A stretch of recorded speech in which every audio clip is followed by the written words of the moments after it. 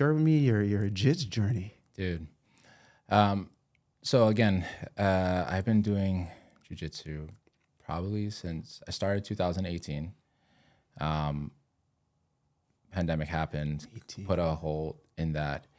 But at that time, I mean, we did soccer, team sport. You know, that was great. I was okay, but I was never going to go pro. You know what I mean? And I knew that. But I still... He was good, bro. Oh, thanks. Come on. This guy, ODP, come on. Never was going to go pro. But competitive, active, needed something. For a minute, did the bodybuilding, and that was different. Hey, shout out to Sting. Was it Stingray? Stingray, yeah. Physique? No, which one? Men's physique. Men's physique. Yep. I What? did two. You did two, and what was the results of that? Stingray was second place. That was the first one, and then I did Paradise Cup. That one was first place. Oh, yeah. Hey. Shout out to Don for helping with my posing. I remember Don was taking photos, and it might look a little sus in his garage. People walking by, me just posing, him taking pictures. But did he oil you up too? Is that? Not gonna say anything. So that was cool. Like I got to test my body, but shout out to the bodybuilders and people who do that because it takes a lot of dedication. And I just wanted to test myself and see. But then I took a break from. I played some men's league soccer. It was okay. Getting old, you know what I mean. So I took a break from things, especially when starting to have kids. At that time, my oldest now was like 2. You know, so I was again focusing, trying to adjust to the dad life, but needed something. And then because I live Eva, I work in town. I'm in traffic at least 2 hours a day.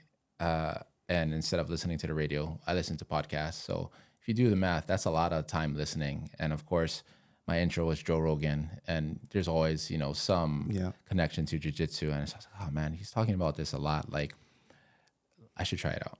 Just try it out. So I had family and friends who train. And so they took me to my first class. And after that, everybody was saying, it sounds cliche, but it was like addicted. I was like, oh, okay, like this. First time you was addicted. First time. I remember being outside, being super nervous because I didn't know anything, you know what I mean? And I had this ego, I had I was bodybuilding before. And so like had this ego walking in. And I remember there's this military female, probably like a $120 blue belt who tore me up. Like, I don't even know how many times she subbed me in that round, but tore me up. And I was just like, wait, like this is legit. Like I got messed up. But it was that wanting to learn more that got me addicted. And ever since, man, I've just been learning, started teaching the kids class. And I think started teaching the kids class helped my jiu-jitsu profoundly. Because again, if you truly think you know something or master something, you have to be able to then describe it or teach it to an elementary school level. And that's what it is. And so still learning. Remind me of the belts. Yeah. For the adults, it's white, blue, purple, brown, black. 5. Okay. Yeah. Different for kids? Different for kids. Yeah. There's a yellow in there, yeah? Yep. So you go white, a white belt, and then you go gray, white, solid gray, black, yellow, and you go all the way up. And then I forget what age, but you have to be a certain age before you can get, a blue belt or get beyond that while you're still a kid. So there's no kid black belts, not like some other martial arts where they'll. Yeah. Yeah. But even if you're a prodigy and it's evident this person... there's green belts who are just tearing up, hobbyists, blue belts. And, you just know. They've been doing it, cakey days. Well, what I'm curious is, one, how many people have, like right now, let's shout out your school. Where do you go? Alliance. That's the one, YPO? YPO. Yeah. Right next to Costco. Come on by. Yeah, you go past Costco and was that Nissan or something? Yeah. Actually, I was there for some reason. I forgot. They do other stuff like Muay Thai and like on other days. Because I know the triangle, the alliance on the wall thing. Before they used to, yeah. Now it's because they've expanded so much. It's gi and no gi. Yeah, Okay. they have 2 spaces now. Okay. Yeah. So of the people who are there on the mats at Alliance, and maybe at large, but how many people have the experience of bodybuilding, soccer, and nurse practitioner? Just me, bro. Just you. Just me. What can you offer? What kind of insight can you offer someone who's day one on the mat that only Makana can offer? Just insight. It doesn't have to be like profound truth, but like an insight. Just come. Leave your ego at the door. If you can't leave your ego at the door, then I don't think jiu-jitsu is right for you, because you're going to get humbled. But I think it was Gabe who said, just show up. And that's the truth. Like you show up and be willing to learn, keep an open mind, and it'll take itself from there. How does the ego interfere? You have to be willing to fail. And this is something that I hammer in the kids class. Like, guys, you're going to fail. I need you to fail. The only true failure is you give up. You're going to fail. You're going to get tapped out. You need to get tapped out. You need to put yourself in these bad positions. If you're unwilling, I feel bad, because when I first started to, even though my ego got checked, I was, I'm holding on for dear life. I'm using all my strength. I feel bad. Sorry to all my partners in the beginning, man. I was a jerk, like just spazzing.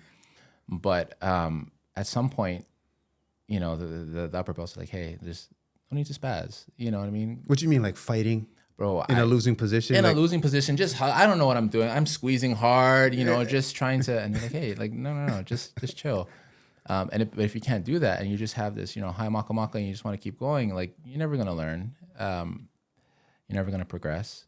And so that ego death that's constantly on the mat, and I tell, again, the kids, they're afraid to tap. I see them, and I'll tap for them. I'm like, guys, tap. I don't want you getting injured. Like, I tap out on a daily basis, and there's nothing wrong with that. I'm learning each time.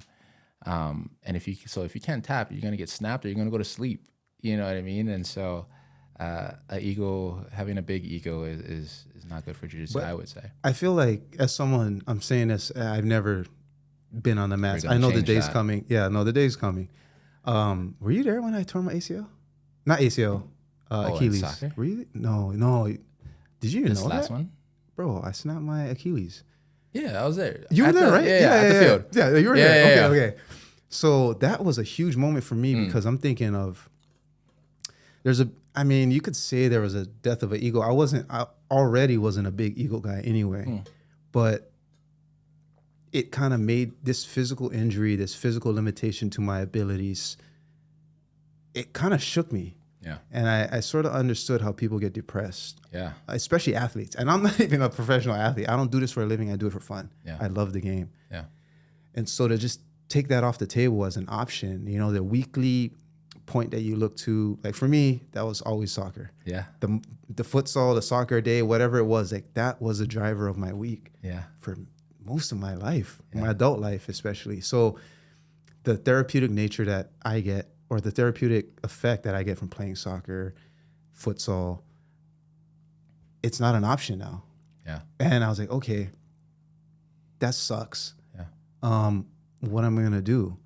And I started other ways. I've been going to the gym a lot. I just do calisthenics, things that swimming, do laps. You know what I mean? Like, it's not the same for me, because one, it's an individual thing. Yeah. But in a way, it's not, because the conversations that happen in my head are actually fulfilling that kind of satiating that need I felt when I played soccer. It's like I'm learning something.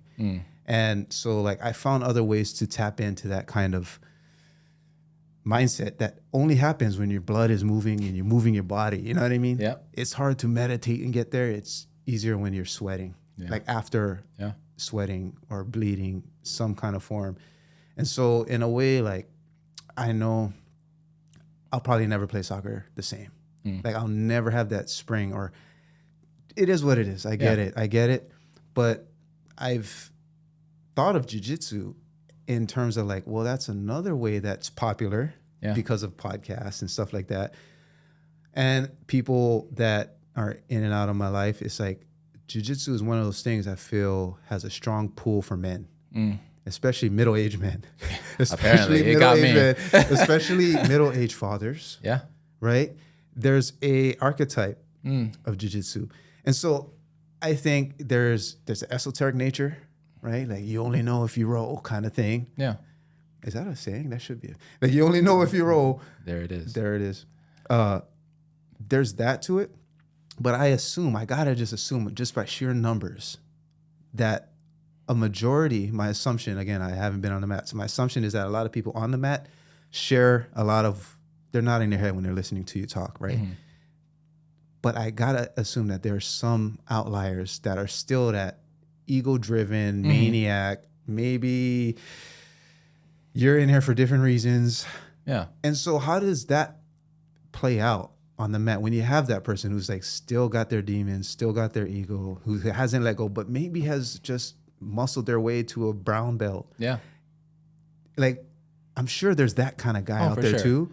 How does that play out when you're on the mat? Yeah. Again, I think with everything, you have that bell-shaped curve. Majority of us are kind of in the center, right? You do have those outliers. I'm not saying that doesn't happen. But I think as far as the culture or the nature in the gym, we all know which guy. So you may not get the roles that you want because people are like, oh no, like this guy is just gonna yank on something. I'm not trying to get injured. Jiu-Jitsu, and what I love about Jiu-Jitsu is that you can go hard. You can go pretty hard.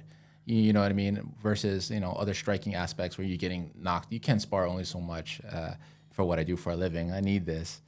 But you can go pretty hard. But there's still, again, those people who take it past. And if that's the case, then again, you know who you are. You're not going to get your roles. And you may not get say, I notice you're doing something, that you could tighten up. I may not offer it to you because, again, I don't know, just how you're vibing. But I think largely that filters itself out, like within the culture as you get in the higher belts.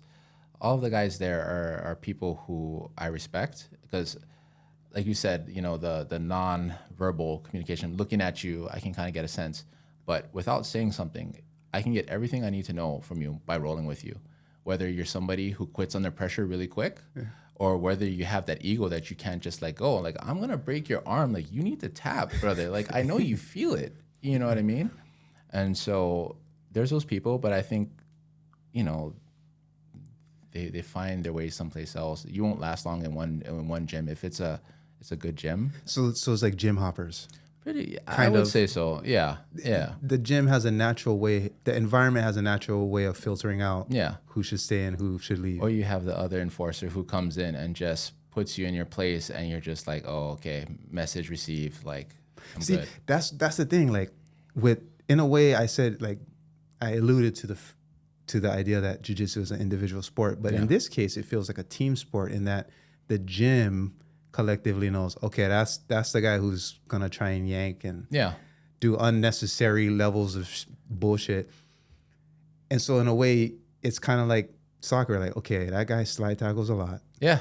So we know to send this guy over there or 100%. Whatever. We have our enforcers too. 100%. On the team. And in the gym too, I guess, right? Like, bro, it's I wouldn't say fun, but you have those times or open mats where people from all over come, and it's great.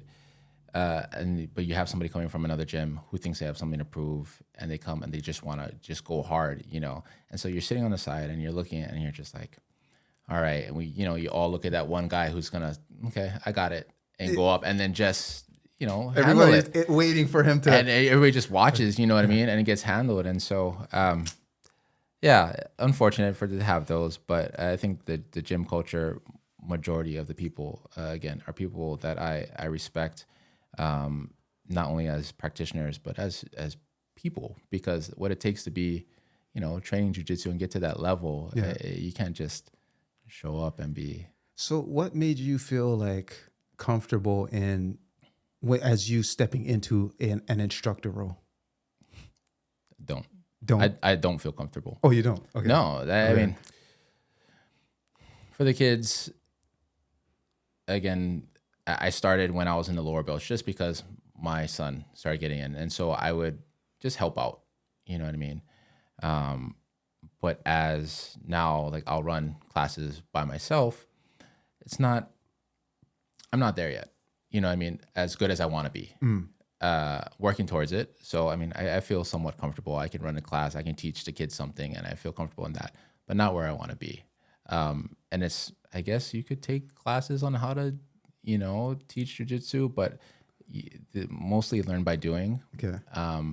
With social media and the internet, there's so much that I reach out for. And so there's a lot of knowledge for me to gain from that, and then try to see how it works in the gym. So it's a work in progress.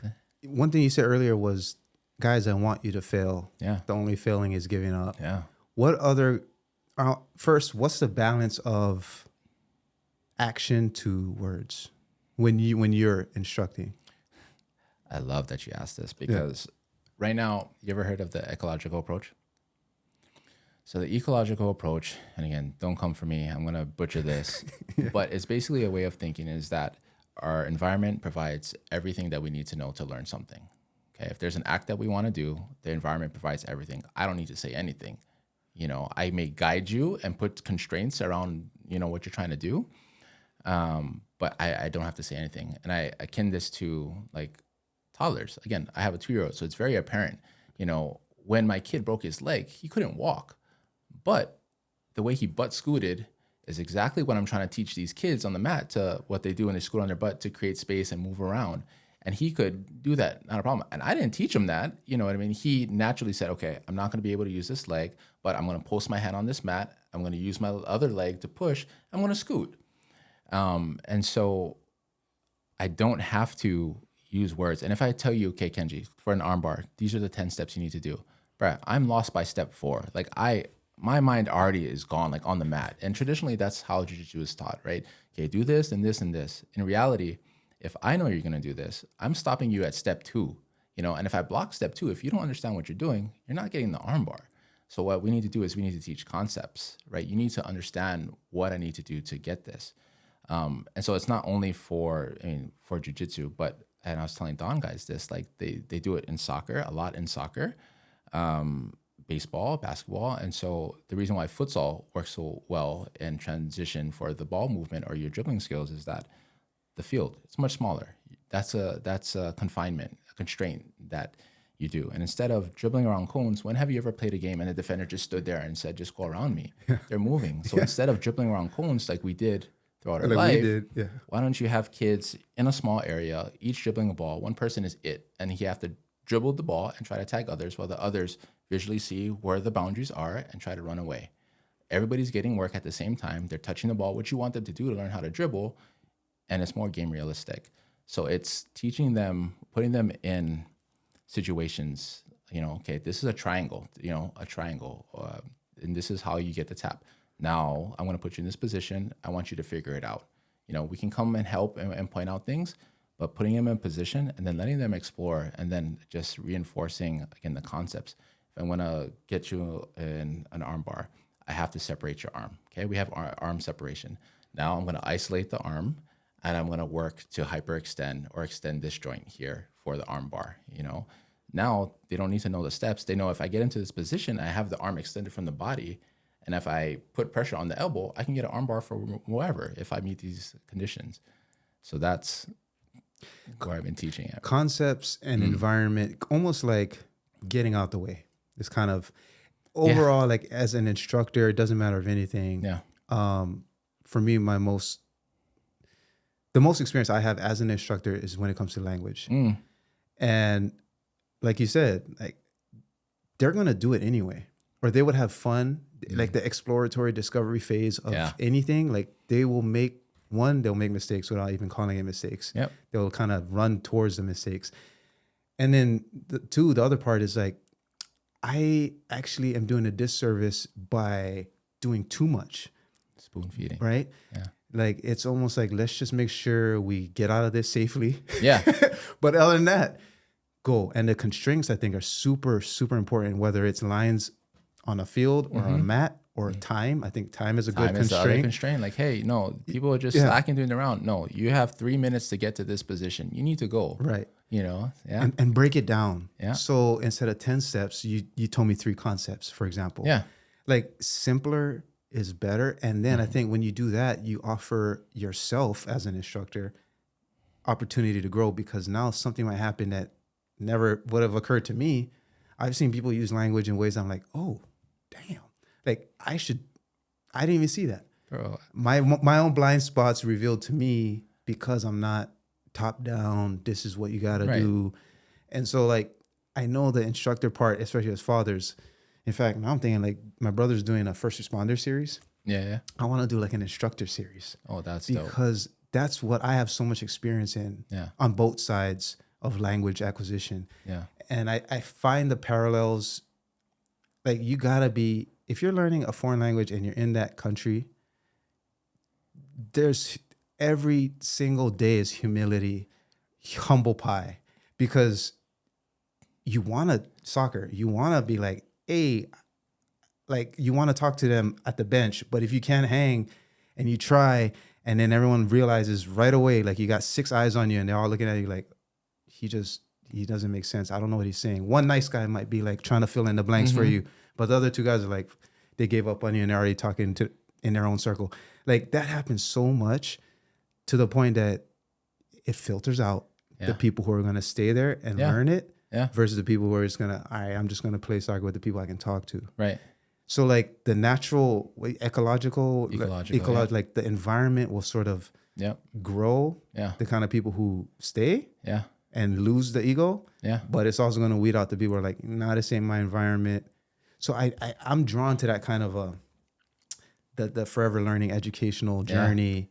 And I know that's why when people talk about jiu-jitsu, that's one common thread. Forever learning, man. Is like, okay, that's another arena where my mindset is already in, but I've just never stepped in those constraints of this mat, gi, no gi, whatever age. Like I'm sure there's different things, but there's a draw. I'll just put it that way. And I know that you've been into it so much so that like when we were playing soccer, at Ho'opili, Makana lives right down the street. Like, where's Makana? Like, but I knew Don or someone was like, something about jits.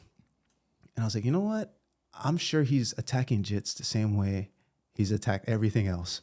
Bro. And if he's in love with jits, it's like, I'm not a jealous ex-girlfriend. I want to play soccer with you, but if you're on the mats, like, I ain't mad at it. Yeah. In fact, I'm kind of curious. Oh, what's up? What's up? Like, I think there's room for it all. Yeah. And as you get into your 40s, I mean, we're at the doorstep of our 40s. Just about there, yeah. Just about there. We kind of care less about these kinds of outward feedback. Like what I hear from out there, I kind of care less about because the conversation happening here is already front of mind. It's occupying every day. So on that note, I know you're deep in jits. Like, what do you see as, from me outside looking in, the trend is upwards. Yeah. There's more people practicing. There's a new gym here and there. Yeah. It's in the ether. It's in the conversations we see online. You could even argue MMA itself is leaning towards a wrestler, grappler, jits. Like, bro, look at just this past weekend, bro. Exactly. Grappling. If you don't have this in your skill, you need to have a decent skill set in grappling. With that skill set. If you get taken down, like it's a problem. Which is like, okay, MMA, but the mixed part is skewing towards before this us striking, right? You know what I mean? Yeah, and it is flashy and it is highlight. Everybody wants to see it. I want to see the knockout. I would argue, tell me not. Like if you look on your For You page or whatever, there's a lot of taps. Oh yeah, and what do you call them? Do you call them combos where it's like, or flows where it's grappling? Yeah, but the commentary is like, punching 1, 2, 3 or whatever. Yeah. But there's that same lingo for the movement that happens to set up. Oh, yeah. That's the way I say it because I don't know, but like there's the set up. Yeah. Yeah. And when I see those kind of explainers, I'm like, dude, I love it. Yeah. Because there's a craft, the invisible craft to most people. I feel that's on an uptick too, where people are now understanding movement in this way that's, we see it in the ring or in the octagon. So, I mean, what do you think is like the future? Let's just say 2030. Your kid's 7 and 13. Is it? Yeah. Yeah. You're going to be in your 40s, have a new president. Like, what do you think jiu-jitsu's impact is going to be? Where do you see it, yourself included? Man, I think the more people who do jiu-jitsu and stick with jiu-jitsu, I think it would be better for everyone. Again, there's so many boxes that jiu-jitsu checks for me, right? The physical is the obvious. The ego death is huge. Again, as far as making me a more kinder individual. Again, at work, as a father, and then the problem solving. You know what I mean? Like, this is millisecond problem solving with dire, repercussions. If you make the wrong move, I'm gonna get strangled. I'm gonna get a joint lock. And so, like you said, we would. You ever see that video where they make like 1990 kids walk through the door and they hit the door jam and they just kind of look at it, walk on, and then get into 2000.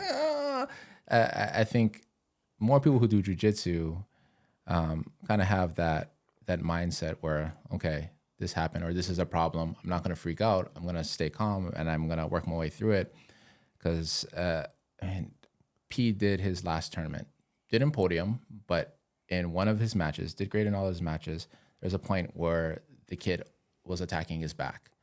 And in 20 or 30 seconds, this went on. And it sounds like a short time, but in Jits time, somebody's trying to actively strangle you. That's a long time. But he kept his cool. He did exactly, went through the exchange and escaped. And that by far for me as a father is way better than getting the first place, because in that instance, I saw him not give up. He had temperance. He kept cool. And then he problem solved, right? It wasn't, it's a constant exchange throughout that 20 seconds that he was having to deal with and problem solve. And to be quick like that, as a father, I was like, boom, that's it. I don't care. And I tell him too, I was like, if you get a medal, that's fine. Like, that's not what we're here for. We're here to test yourself, to make yourself better.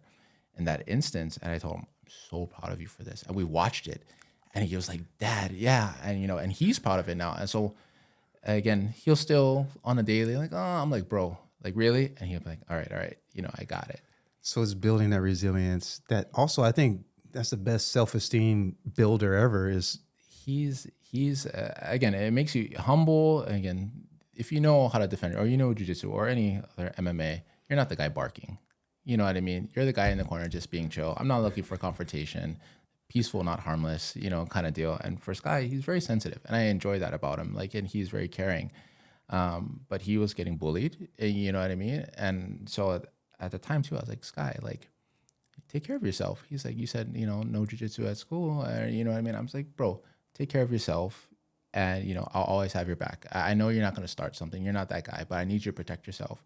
And so having that, I mean, going back to 2030, if more people did jiu-jitsu, had that confidence in themselves, that ego death, learning how to solve problems, I think we as a society will have more empathy for each other, be more kind to one another, and then also learn that there's no good, there's no bad, there just is, and learning to deal with it.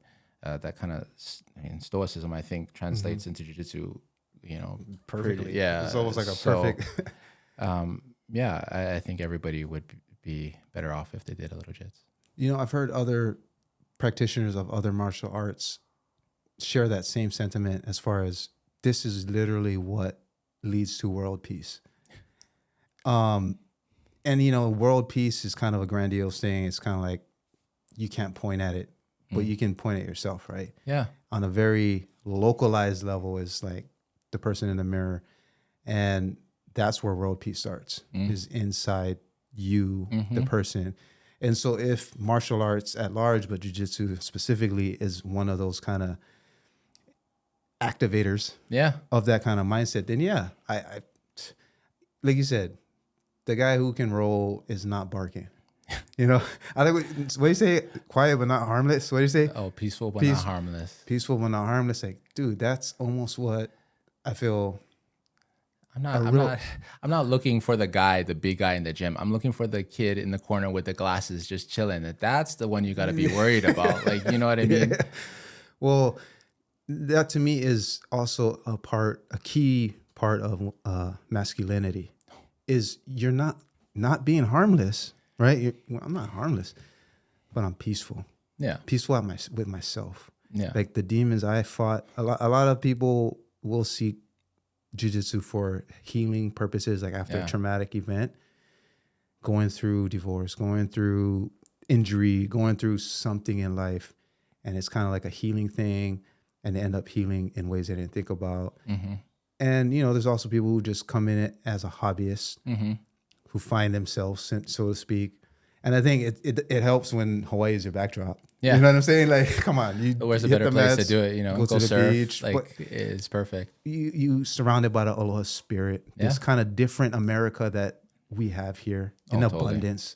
Yeah. So like I get that journey for sure.